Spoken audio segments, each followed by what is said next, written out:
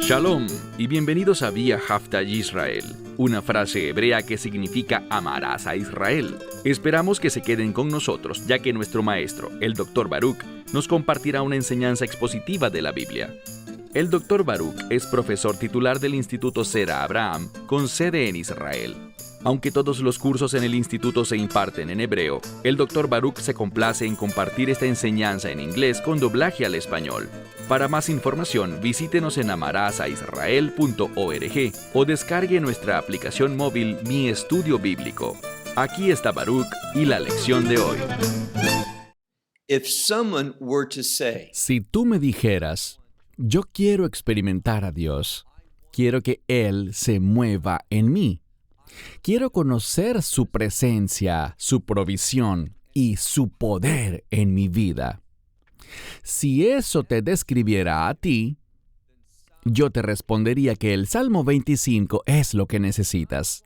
El Salmo 25 es el salmo perfecto para enseñarnos numerosos principios sobre cómo vivir, pensar y comportarnos de tal manera que Dios se involucre activamente en nuestra vida, por muchos propósitos diferentes.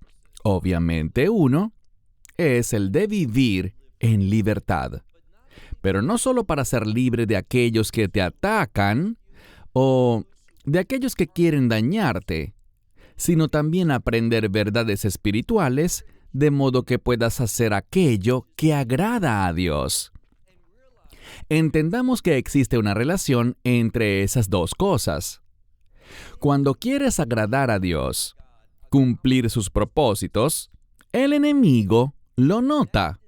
Ese deseo que tienes de caminar en obediencia con Dios provoca que aparezcas en el radar del enemigo. Cuando caminas en obediencia, el enemigo te atacará.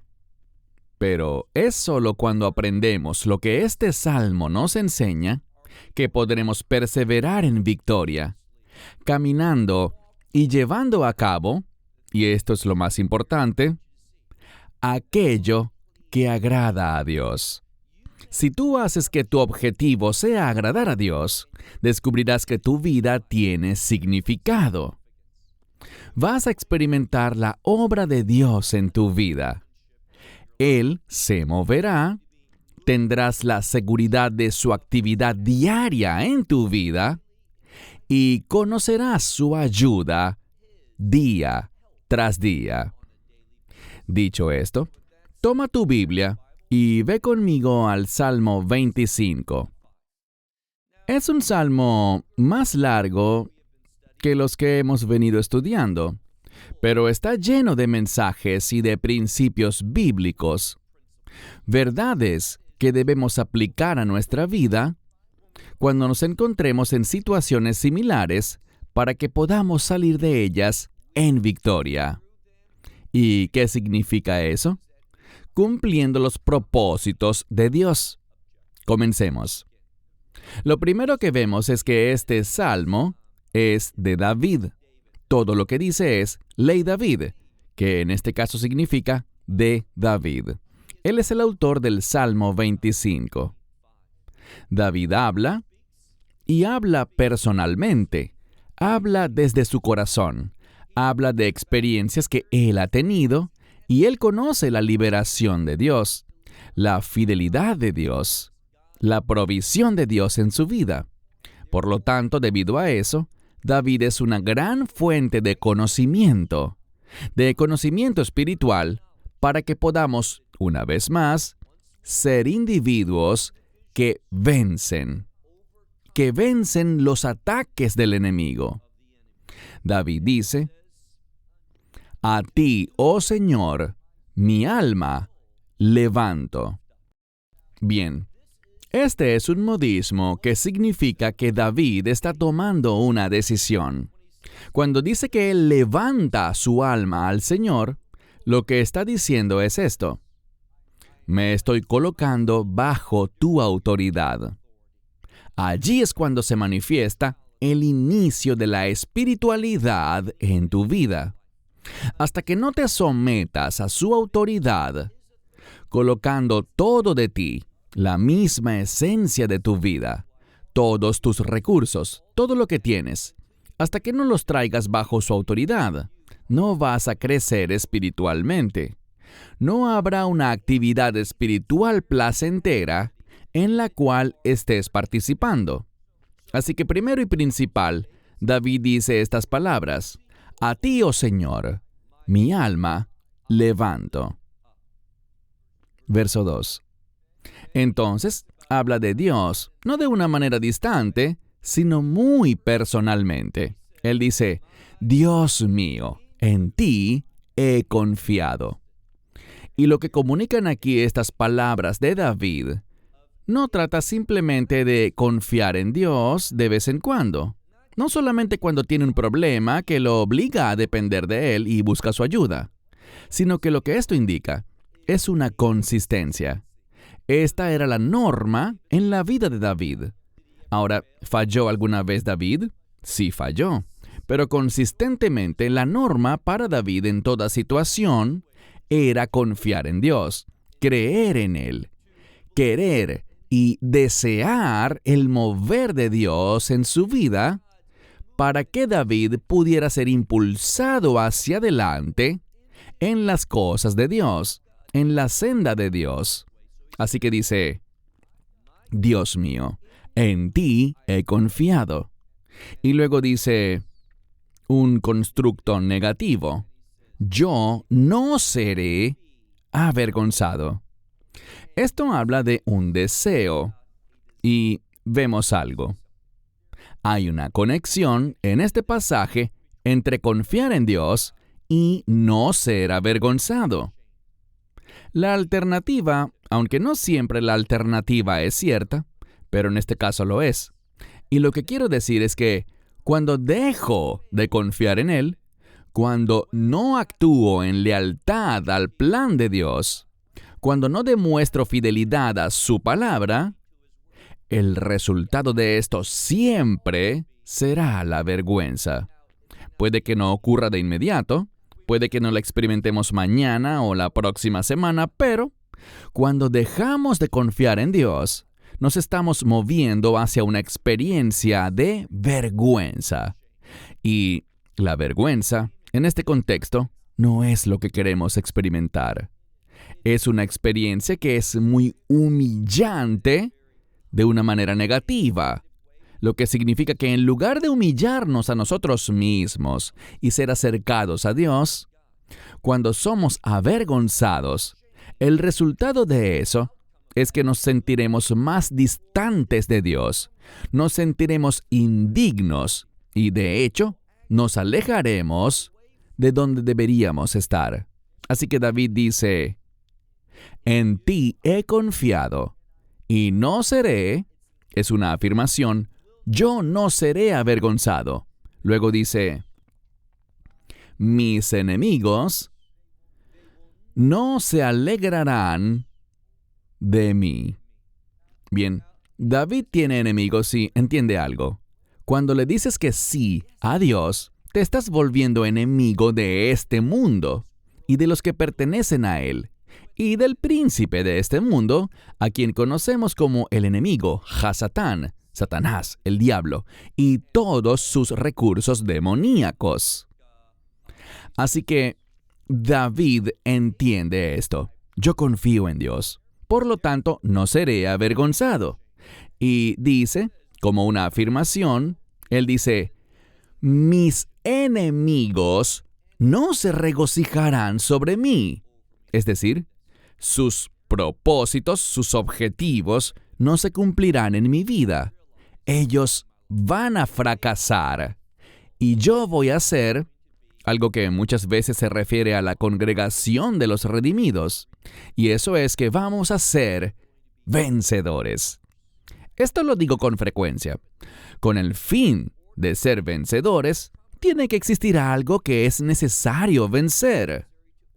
Esto implica que vamos a tener problemas, dificultades, vamos a experimentar el ataque del enemigo. Así que no te sorprendas por eso.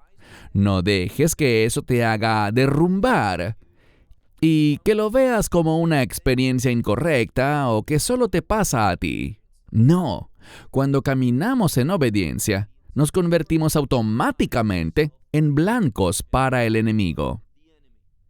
Luego dice en el verso 3, también todos. Ahora, esta palabra gam, que significa también, es muy importante, porque su propósito es informar al lector que la experiencia de David no es algo único.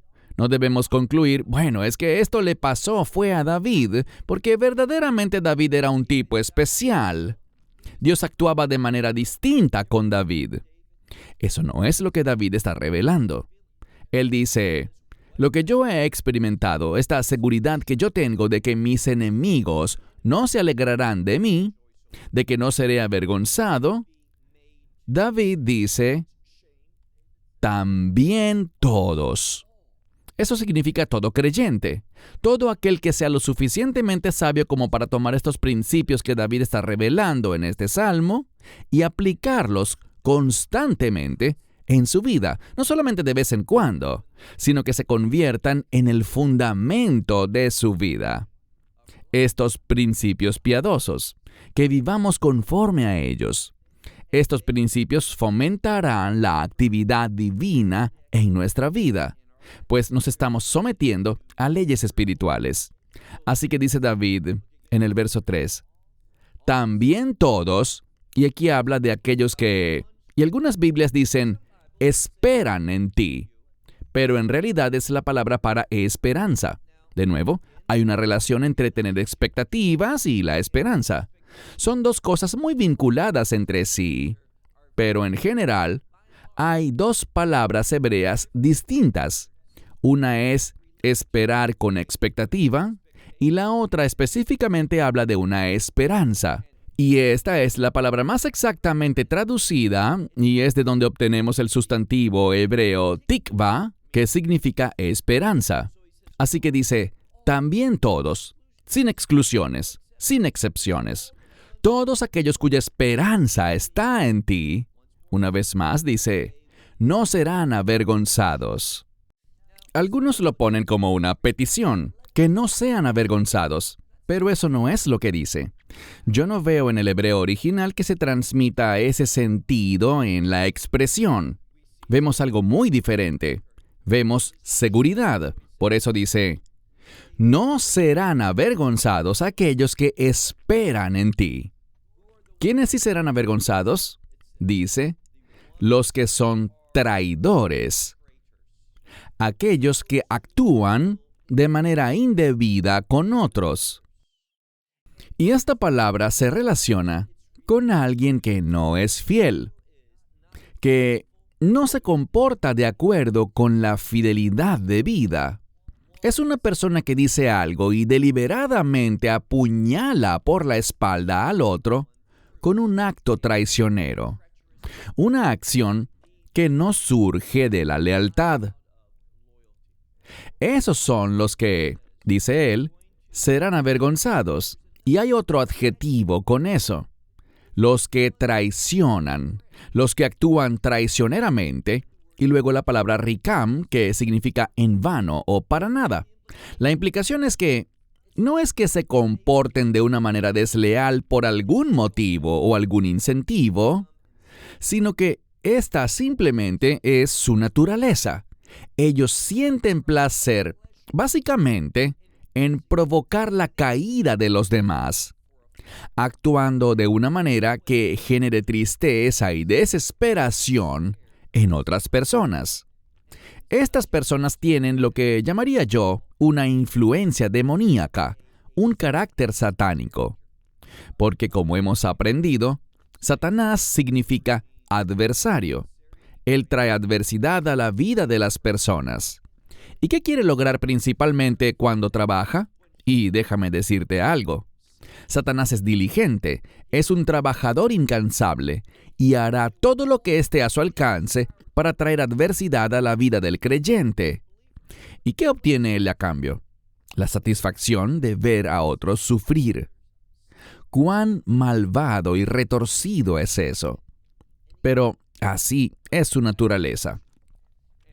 Por lo tanto, aquellas personas que se comportan de esa misma manera, que sienten placer ante el dolor, la tristeza, la desgracia de otros, aun si ellos son la causa de esto, aquellos que sienten placer por eso, ciertamente llegará el día en el que experimentarán la vergüenza. Verso 4. En contraste con eso, David dice, «Tus caminos, oh Señor, házmelos saber». David quiere conocer los caminos del Señor. ¿Por qué? Obviamente, para poder caminar en ellos, para comportarse de acuerdo con esta revelación. Y vean esto con claridad. Lo que David está buscando es, en efecto, revelación. Por eso es tan importante que hagamos exactamente eso, que vivamos con la expectativa de que Dios, que siempre es fiel, cuando seguimos sus principios, por esa obediencia, Dios traerá una mayor revelación a nuestra vida. ¿Significa eso que va a haber más escritura? No. Lo que significa es esto, que vamos a entender mejor la escritura. Vamos a incrementar nuestra capacidad de percibir la revelación de Dios en su palabra. Y vamos a experimentar algo que en hebreo se dice Hashgaha Pratit, que significa supervisión personal, si lo traducimos literalmente. Probablemente como un diccionario traduciría Hashgaha Pratit sería como providencia. La providencia de Dios. Es decir, que Dios va a obrar personalmente para dirigirme o dirigir las cosas a mi alrededor para mi beneficio. Y mi beneficio siempre se encuentra en la voluntad de Dios. Así que Él me mantendrá en su voluntad. Y eso es lo que David está pidiendo. ¿No es así? Verso 4. Tus caminos, oh Señor, házmelos saber. Y luego tenemos un sinónimo de caminos. Podríamos traducirlo como sendas. Y tus sendas, dice, enséñame. Las preguntas que debes hacerte son simplemente estas. ¿Soy alguien enseñable? ¿Realmente quiero conocer los caminos del Señor? ¿Realmente me interesa seguirle? Conociendo su camino, sus sendas, ¿quiero tomar ese viaje, esa dirección y ese rumbo para mi vida? Muchas personas, lamentablemente, no quieren eso. Y admito que esto es algo fundamental a lo que sigo regresando porque la gente tropieza. Hay tanta falsedad. Y seré más preciso. Hay tanta falsa doctrina de que Dios está allí para bendecir tus planes. No es verdad. A Dios no le interesan tus planes, tus caminos para tu vida. A Él le interesan sus caminos. Por eso es tan importante que notemos estas dos palabras, drajeja, tus caminos, y también orjoteja, tus sendas. Le pertenecen a Él. Debemos poner a un lado nuestros caminos y nuestras rutas para andar en sus sendas y en sus caminos. Verso 5. De nuevo usa esta misma palabra para caminos, pero en la forma verbal.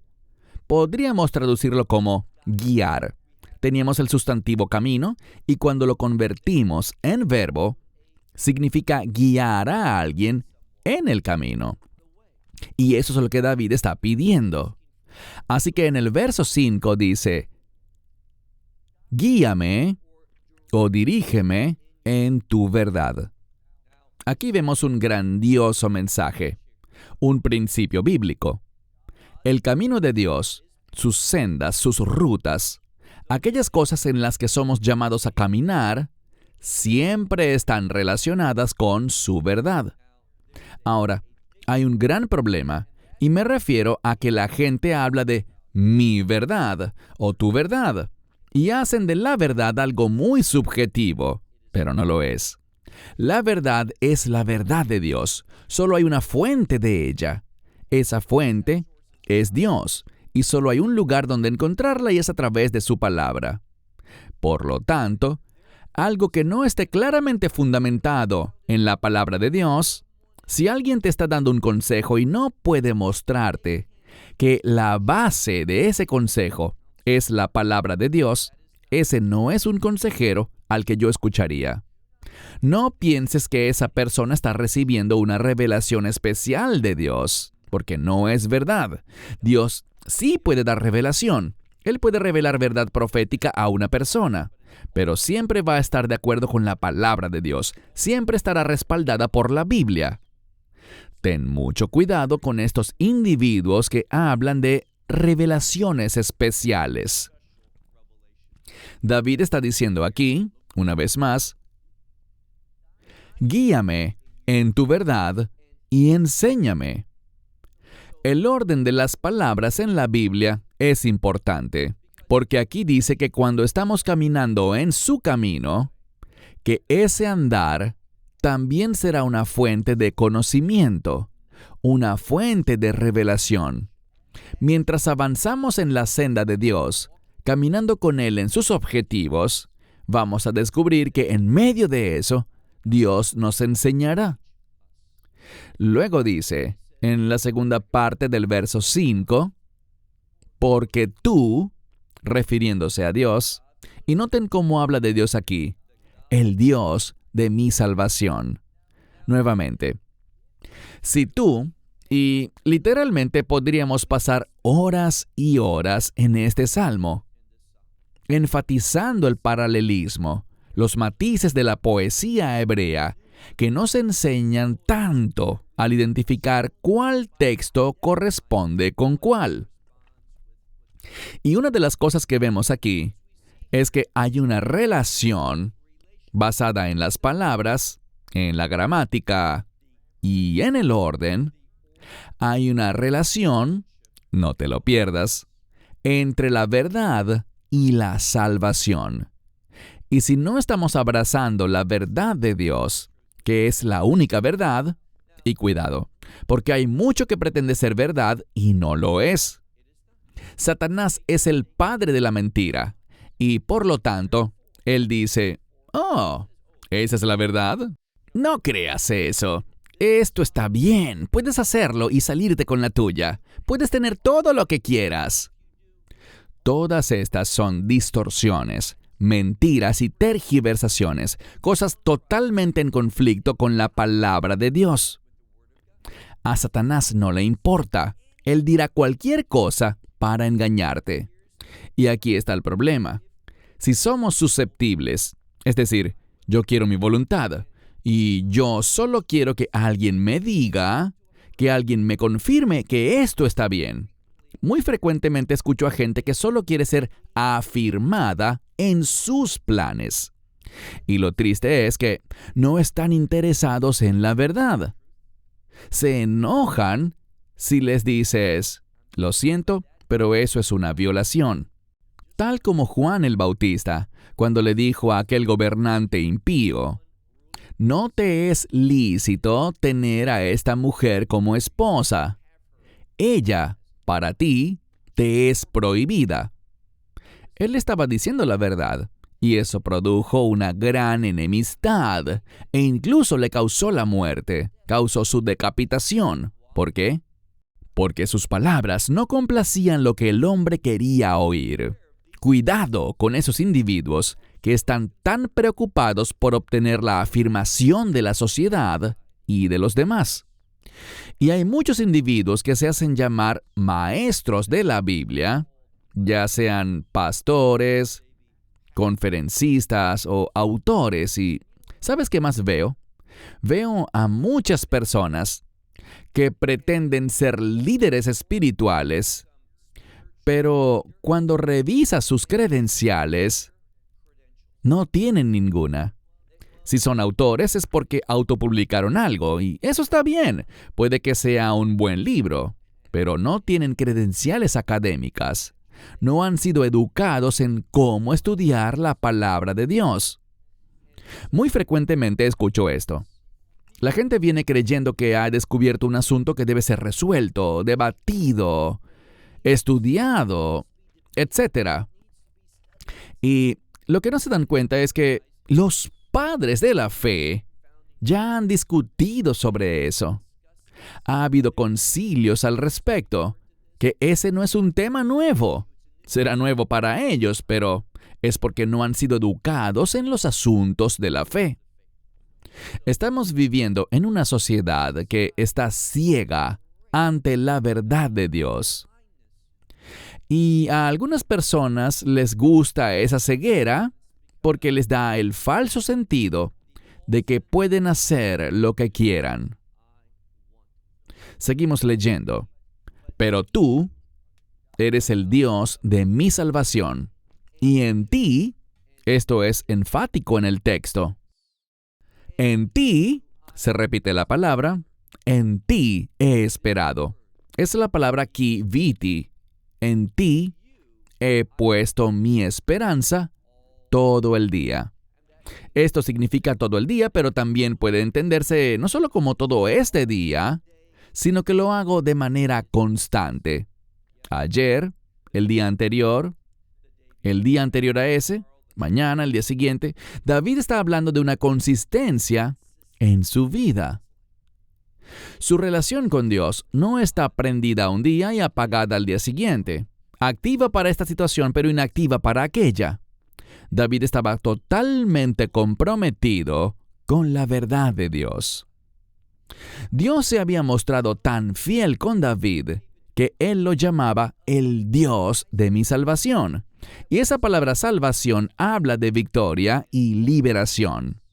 Así que David tenía un historial de experimentar la liberación y la ayuda de Dios. Versículo 6. Acuérdate de tu misericordia, oh Señor, y de tu gracia. Es interesante porque, y lo he compartido antes, la palabra misericordia es rahamim y siempre está, en plural, al igual que la palabra vida cuando es sustantivo, hayim. Pero la palabra gesed puede estar en singular o en plural. Y aquí, porque son paralelas una con la otra, vemos que ambas están en plural. Así que dice, acuérdate de tus misericordias, oh Señor, y de tus gracias, en plural, hablando de la abundante gracia de Dios. La gracia dominante de Dios, la gracia de Dios que domina todas las cosas. Porque desde, y tenemos el término olam, desde la eternidad, dice literalmente, ellas son. Y cuando dice eternidad, en realidad esto es un adjetivo relacionado con el reino. Así que la misericordia de Dios y su gracia son abundantes, son dominantes y están relacionadas con la voluntad de Dios. Yo quiero la misericordia de Dios que usualmente se relaciona con su perdón. Dios, a pesar de que no lo merezco, sin embargo, porque es misericordioso, Él obra en mi vida y se mueve en mi vida. Por lo tanto, como resultado de recibir su misericordia, eso me posiciona para poder ser receptor de su gracia. Y la gracia de Dios produce un cambio. Verán, mientras la misericordia produce un cambio en mi relación con Dios, la gracia produce un cambio en mí. Ella trae regeneración y me transforma, de modo que me convierto en alguien comprometido con la voluntad de Dios. Así que cuando un creyente, un supuesto creyente, dice, «Oh, yo creo firmemente en la gracia de Dios, soy receptor de la gracia de Dios», pero no tiene ningún deseo de obedecer su voluntad, esa persona ha sido engañada, no ha entendido la gracia bíblica, ha creído en algo que es una distorsión de la Biblia. Así que dice, acuérdate. Esta palabra acuérdate probablemente me has oído decir que es la palabra liskor. Aquí está en imperativo, zahor, y siempre se relaciona con un pacto. David está diciendo, acuérdate, y está basado en una relación de pacto que le permite esperar la misericordia y la gracia de Dios. Y estas cosas son desde la eternidad, pero necesitamos ver la eternidad como una palabra de reino. Están conectadas con el reino de Dios. Si no eres receptor de la misericordia y la gracia de Dios, no tendrás experiencia en el reino. Así que estas cosas son críticas para nosotros. Dice el verso 7, de los pecados de mi juventud y mis transgresiones, no te acuerdes. ¿Y sabes cómo puedo estar seguro de que Dios no recordará mis pecados juveniles ni mis transgresiones? Porque estoy en una relación de nuevo pacto. Y parte de ese nuevo pacto, del cual leemos en Jeremías capítulo 31 y en Hebreos capítulo 8, es que Dios no los recordará. Él está obligado a olvidar mis pecados, mis rebeliones. Él dice, no me acordaré de ellos. La palabra recordar produce actividad, produce una respuesta. Queremos que Dios recuerde su pacto porque ese pacto obliga a Dios. Y estoy eligiendo mis palabras con mucho cuidado. Este pacto obliga a Dios a actuar y comportarse de acuerdo con lo que Él ha prometido, con lo que Él ha pactado en ese acuerdo de pacto. En el nuevo pacto, Dios se ha obligado a sí mismo. Él lo eligió así. Él es el creador del pacto. Y Él dice, he decidido no recordar sus pecados. Cualquiera que esté en una relación de nuevo pacto por la gracia de Dios, quien ha experimentado la misericordia de Dios por medio del Salvador, el Mesías Yeshua, esa persona no va a ver el juicio de Dios en relación con sus pecados. Ese juicio fue cumplido ya. ¿Cuándo? En la cruz. Ahora, estoy hablando de esto desde un punto de vista eterno. Obviamente, si aún como creyente yo peco, puede haber consecuencias humanas y también puede haber efectos espirituales, pero esos pecados, una vez que están bajo la sangre del Mesías, una vez que entro en ese pacto, no van a impedirme experimentar a Dios y al Rey de Reyes en su reino. Así que leemos en este pasaje, acuérdate de tu misericordia y de tu gracia, porque ellas son del reino, podríamos decir. De los pecados de mi juventud, no te acuerdes, ni de mis transgresiones. Conforme a tu misericordia, acuérdate de mí, tú. Ese tú es Dios y está al final de la oración para darle énfasis. En 3 ocasiones vemos a David usando la palabra acuérdate. David está seguro de estas cosas. No son una esperanza vaga como decir ojalá. Él tiene seguridad porque todo esto está arraigado en las promesas de pacto de Dios. Así que dice, conforme a tu misericordia, acuérdate de mí, tú. Y luego dice, por causa de tu bondad. Esa es la palabra tov. Aquí la tenemos en forma tuv, por causa de tu bondad, oh Señor. Ahora, ¿qué significa tu bondad? Bueno, esta palabra está relacionada con la voluntad de Dios. Así que David está diciendo, ten misericordia de mí, extiéndeme tu gracia. Tú me librarás, no recordarás mis rebeliones ni los pecados de mi juventud. Pero acuérdate de la gracia, y ¿qué hemos comentado? Que la gracia está atada a la voluntad de Dios. David reconoce esto cuando dice en este pasaje, a causa de tu bondad, que está relacionada con tu voluntad. Oh Señor, verso 8. Bueno, esta misma palabra, bueno y recto, oh Señor. Él está diciendo que Dios se preocupa por lo que es bueno, o sea, por lo que es conforme a su plan, y por lo que es recto. Y eso describe la voluntad de Dios. Es buena, es recta y dice, por tanto, Él enseñará. Esto es muy importante. Dios enseñará a los pecadores. Eso somos tú y yo. Él enseñará a los pecadores, ¿dónde? Noten lo que dice. En su camino. Bien, debemos entender esto de 2 maneras que no se excluyen una a la otra, sino que ambas pueden ser igualmente correctas. Esto es lo que está diciendo el texto. una visión, e insisto, creo que ambas posiciones son correctas por igual. Ambas resumen la experiencia.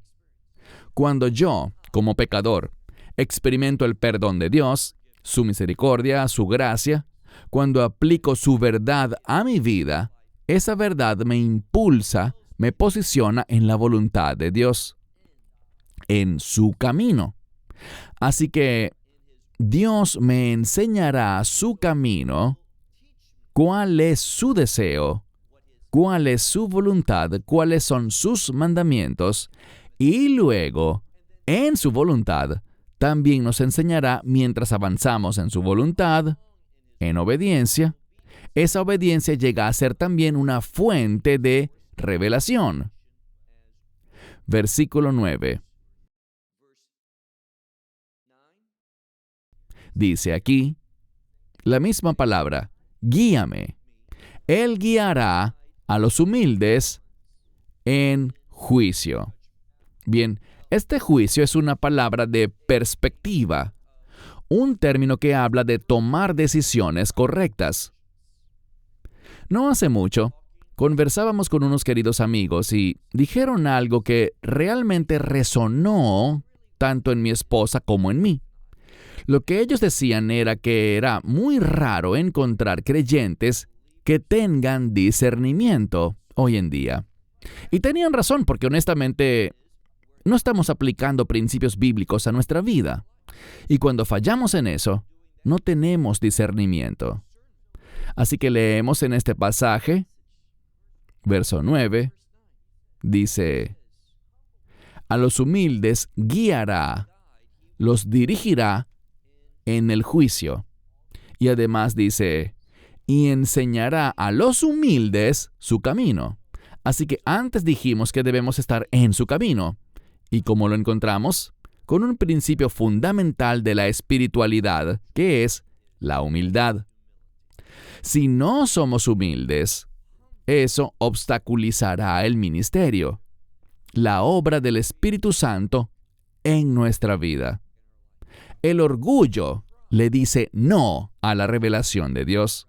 Cuando caminamos y nos conducimos con orgullo, Dios no nos dará revelación. Vamos a quedarnos solos. El orgullo nos aísla, pero la humildad, ¿qué hace? Dice aquí, la humildad produce que Dios me dirija para tomar decisiones correctas, para tener juicio, tener el discernimiento apropiado. Él enseñará a los humildes su camino. Verso 10. Todas tus sendas, oh Señor, son gracia y verdad. ¿No es maravilloso? Todas las sendas de Dios. Y esta es la palabra para sendas. Recuerden que tenemos la palabra oraj y derech. Esta es la palabra oraj en plural. Todas tus sendas, oh Señor, son gracia y verdad. Para los que guardan tu pacto y tus estatutos. Lo que está diciendo aquí es esto. Es la gracia y la verdad lo que me lleva a ser alguien que quiere guardar su pacto y sus estatutos. La palabra literal aquí es testimonios, pero en realidad se refiere, de acuerdo con la mayoría de los eruditos, a los mandamientos de Dios. Así que este es el mensaje. Cuando estoy experimentando la gracia y la verdad, eso me llevará a ¿qué? Noten lo que dice. Me llevará a ser un guardador. La gracia y la verdad de Dios obran en mi vida para que yo sea un guardador de su pacto y de sus mandamientos. Verso 11. A causa de tu nombre, oh Señor, y nombre es sinónimo de carácter. Actuar de esta manera va a transformar mi carácter. Y si eres sabio, sabes que necesitas un cambio de carácter. Si estás casado, solo pregúntale a tu cónyuge, ¿necesito algún cambio en mi carácter? Y te aseguro que tu cónyuge lo afirmará, porque te conoce como realmente eres. Todos necesitamos un cambio de carácter. Espero que todos lo queramos, pero solo quererlo no lo produce. Esto viene, tal como dice aquí, a través de la gracia y la verdad. Siendo guardadores del pacto y de sus estatutos, sus mandamientos, a causa de tu nombre, oh Señor. Seguimos avanzando. Conforme Dios nos hace crecer y nos enseña, nos daremos cuenta de que necesitamos perdón adicional. Por eso dice, y tú perdonarás mi iniquidad. ¿Por qué? Porque grande es Él. Esto habla de la grandeza de Dios, en misericordia, en perdón, extendiéndonos su gracia. Él es, y la palabra es Rav. Si decimos gracias y queremos decir muchas gracias, es Todá Rabá. Esta es la misma palabra Rabá, pero en masculino, Rav. Grande, en gran manera. Y Dios efectivamente nos perdona de una manera extremadamente grande. Esa es la promesa que está haciendo. Verso 12. ¿Quién es el hombre que teme al Señor? De nuevo, ¿quién es aquel que teme al Señor? ¿Cuál es la evidencia de eso? Aquí lo dice. Él nos enseñará, o le enseñará a Él, el camino que Él escoge. Es muy importante entender esto correctamente. Lo que está diciendo es lo siguiente. Cuando tenemos el temor del Señor, Dios nos enseñará. Él nos enseñará, como dice este pasaje, con el fin de que su camino, Él escoja. ¿Quién lo escoge? Aquel que teme a Dios. Así que es temer al Señor, darle la prioridad a Él, lo que hará que Dios me enseñe para que yo escoja su camino. Es solo a través de este proceso. Así que, si Dios no es importante para mí, si Él no es la prioridad en mi vida, Dios no va a ser mi maestro, y por lo tanto no escogeré su camino. Voy a escoger mi camino o voy a escoger el camino del enemigo, y voy a sucumbir a su tentación, a sus planes, sus artimañas, y en lugar de salir victorioso, lo que experimentaré será la vergüenza.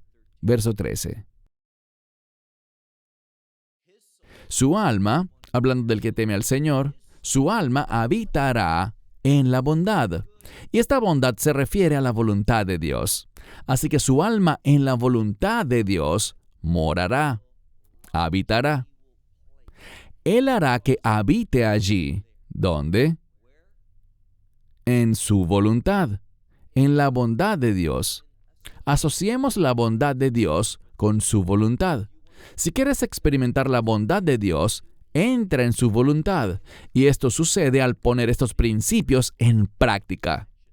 Segunda parte del verso 13. Y su descendencia, es decir, si soy alguien que teme a Dios, Dios me va a enseñar sus caminos y voy a tomar decisiones sabias, decisiones de Dios. Eso me colocará en el centro de su voluntad. ¿Qué voy a recibir? Las promesas de Dios. Allí está mi esperanza, en sus promesas. Y esas promesas serán tan abundantes que afectarán también a mi descendencia, a la próxima generación. Es lo que dice aquí, que ellos también heredarán lo mismo. ¿Qué será? Y su descendencia heredará la tierra. Ahora, la tierra es la tierra prometida. La tierra, muchas veces cuando vemos este término en la Biblia, se relaciona con las promesas y el propósito de Dios. Verso 14. En hebreo dice Sod. Sod es un secreto. Así que el secreto del Señor es para los que le temen. Es simplemente otra manera de decir, la revelación se da a los que le temen. Y su pacto, Dios lo dará a conocer. Es literalmente lo que dice. Y su pacto, Él lo hará conocer. Los que temen al Señor serán aquellos que, según dice el texto, van a ser los que experimenten la revelación de Dios a través de sus secretos que van a ser dados a conocer. Y esta palabra para conocer es una palabra experiencial. Cuando dice dará a conocer su pacto Son sus promesas de pacto. Ellos las conocerán de una manera vivencial. Ellos cosecharán los beneficios de caminar en el temor del Señor. Verso 15. David vuelve y lo hace personal. Él dice, mis ojos están continuamente hacia el Señor. Lo estoy mirando a Él. Quiero agradarle. Quiero escucharlo. Quiero seguirle. Así que mis ojos siempre están hacia el Señor, porque Él, noten el beneficio, cuando Dios es mi prioridad, cuando miro hacia Él, Él pondrá mis pies, es decir, me librará.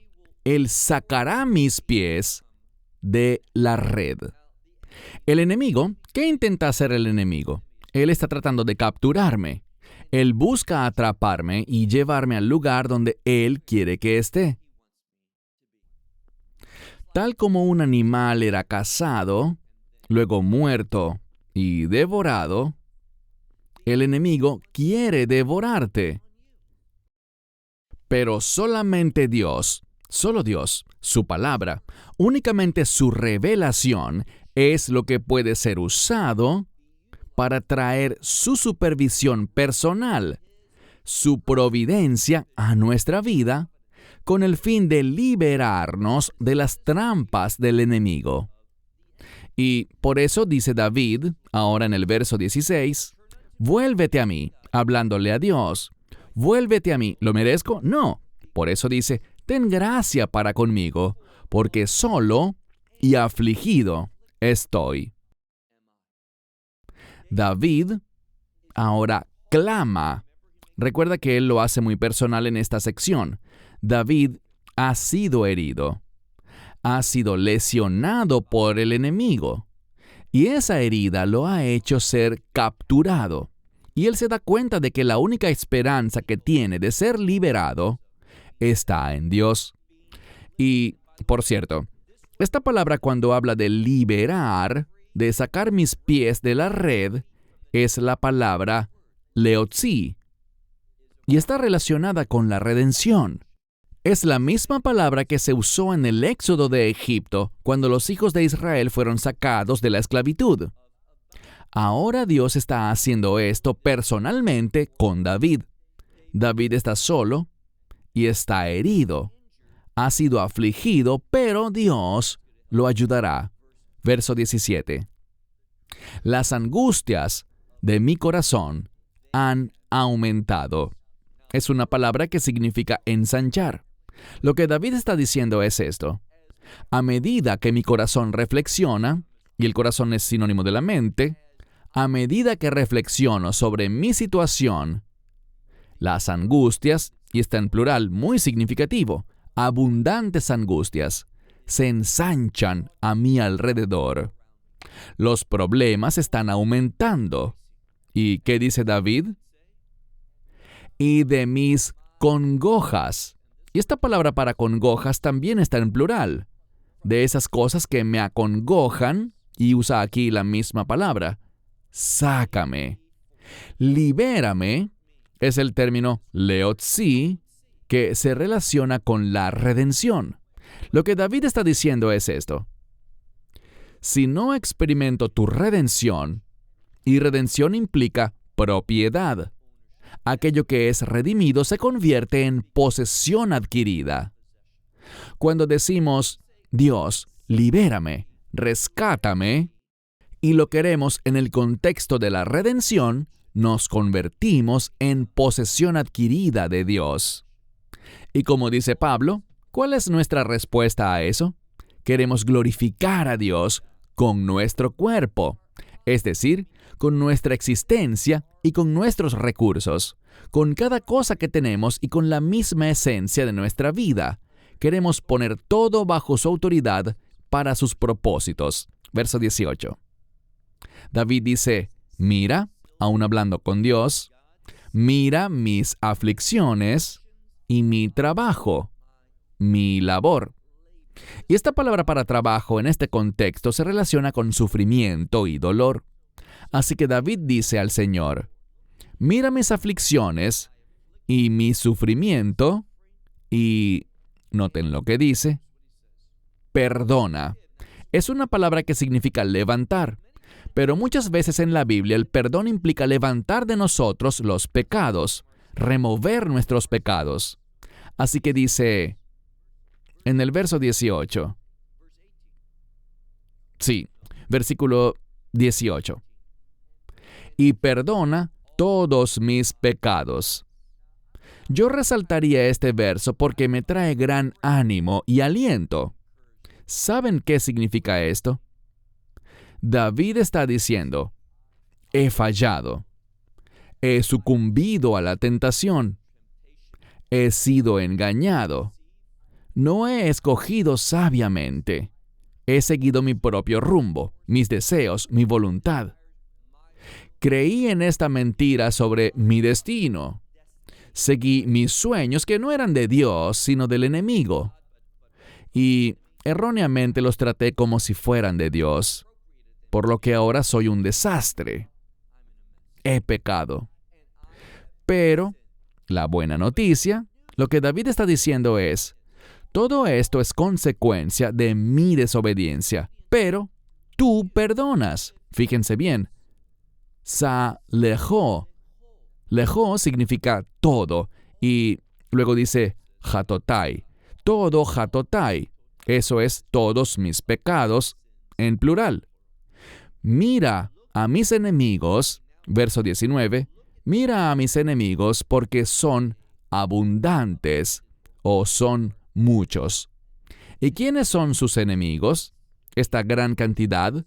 Ellos son los que sinat jamás, seinei uni. Lo que significa un odio sin causa. Ellos odian porque les encanta odiar. Odian sin motivo. Odian por nada. Ellos me odian con un odio, y esta palabra para nada es una palabra de violencia. Es el término jamás en hebreo. Así que se trata de un odio jamás. Sin razón, ellos me odian. Verso 20.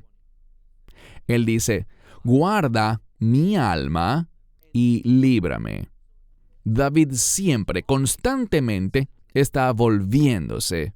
Aún en medio de la desobediencia y el fracaso espiritual en su vida, él recuerda este pacto inquebrantable, uno que está arraigado en la misericordia y en la gracia de Dios.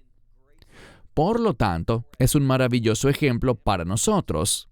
Dice el verso 20, cuida mi alma, guarda mi alma, y líbrame. No seré avergonzado, ¿por qué? Porque he tomado refugio en ti. Aún si has fallado, aún si estás en medio de la desobediencia, verás, Satanás nos dirá, no puedes volverte a Dios ahora. Has sido engañoso, has pecado, has ido en contra de las palabras de Dios. Él no quiere oírte. Falso. Otra de sus mentiras. Dios está continuamente, siempre dispuesto, mientras tengas aliento de vida, Dios está dispuesto a escucharte decir, oh Dios, sálvame. He pecado, he fallado, pero me vuelvo a ti. Y lo que Satanás no quiere que hagas, lo que él no quiere, es que te refugies en Dios. Pero David lo hace, y al final dice, no seré avergonzado, porque en ti he confiado.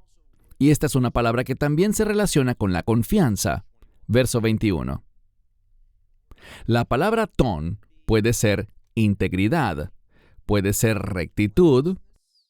Así que David dice, la integridad y la rectitud me guardarán. Estas son las cosas que nos preservan, que nos dan la seguridad de que Dios se moverá en nuestra vida cuando nos comportamos con integridad y rectitud. Bien, puedes mentirle a otros, pero no puedes mentirle a Dios. Y cuando digo que puedes mentirle a otros, no es que te esté animando a hacerlo o dándote permiso. Simplemente quiero decir que es posible mentirle a una persona y que esa persona no lo sepa, al menos no en esta era. Pero vendrá un momento en el que toda la verdad, todo será revelado, todo lo oculto será descubierto. Así que, eventualmente, todas tus mentiras serán expuestas. Es algo muy sobrio que considerar, pero nunca podrás mentirle a Dios. Él sabe de inmediato que es una mentira. David está diciendo aquí un consejo muy bueno para nosotros. Él dice, integridad, o la integridad y la rectitud. Estas cosas me liberan porque he esperado, tercera vez que vemos esta palabra, he esperado en ti. David continuamente, al principio de este salmo, a mitad de salmo y ahora al final, David afirma que su esperanza está en el Señor. ¿En dónde está tu esperanza? ¿En qué has puesto tu confianza? ¿En quién estás creyendo?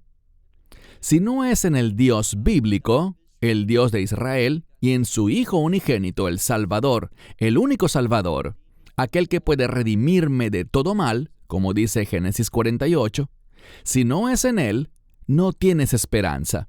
Quizá has esperado en esto o en aquello, pero eso no producirá otra cosa sino vergüenza, una vergüenza eterna.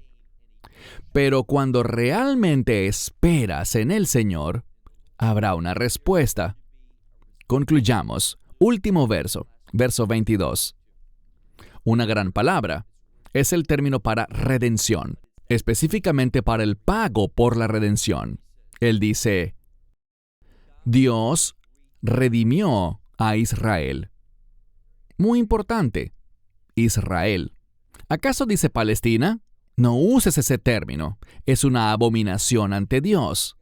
Debes entender qué significa ese término Peleshet, del cual se deriva la palabra Palestina.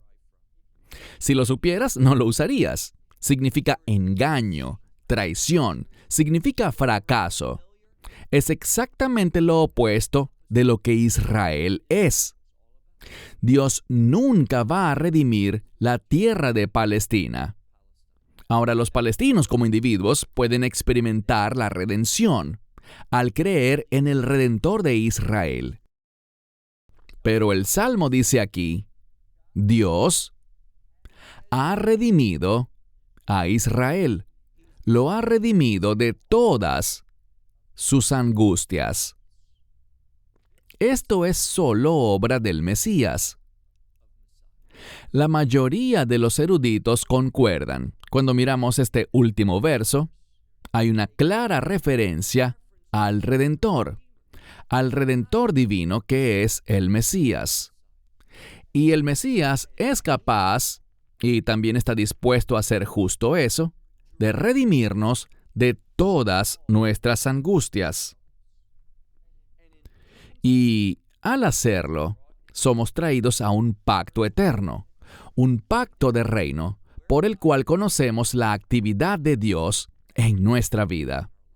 Así que quiero cerrar con esto. ¿Esto te interesa? ¿Te interesa la actividad de Dios continuamente, constantemente en tu vida? ¿Es algo que deseas? ¿O solo quieres que Dios sea tu solucionador de problemas? Cuando pasa algo que no te gusta, dices, Dios, encárgate de eso. Dios, resuelve esto. Eso no es fe. Eso no es una relación de pacto. Eso no está basado en ningún tipo de revelación de este libro. Esa simplemente es la misma descripción de la idolatría. Es un hedor, una abominación en las narices de Dios. Dios quiere todo de ti. Todos tus pensamientos, todas tus palabras, todas tus acciones. ¿Dónde comenzamos? Trayéndolo todo, la misma esencia de quienes somos, bajo su autoridad. Y la única manera de hacerlo es entrando en un pacto, ese nuevo pacto por medio de la fe en el Mesías, en su obra en la cruz, y tomando este libro y aplicándolo a nuestra vida. Si haces eso y simplemente sigues los principios que hemos hablado en esta hora juntos, tu vida será transformada.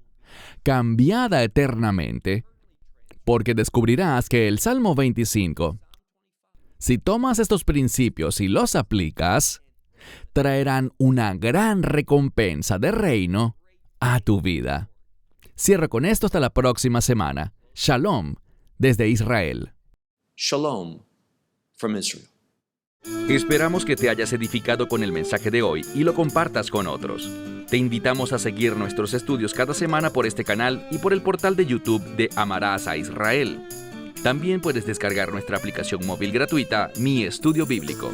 Finalmente, para obtener más información sobre nosotros, visita nuestra web amarasaisrael.org, donde encontrarás otras conferencias de Baruch en audio, video y texto. Hasta el próximo programa. Que el Señor te bendiga en Yeshua HaMashiach, Jesús el Mesías, mientras caminas con Él. Shalom desde Israel.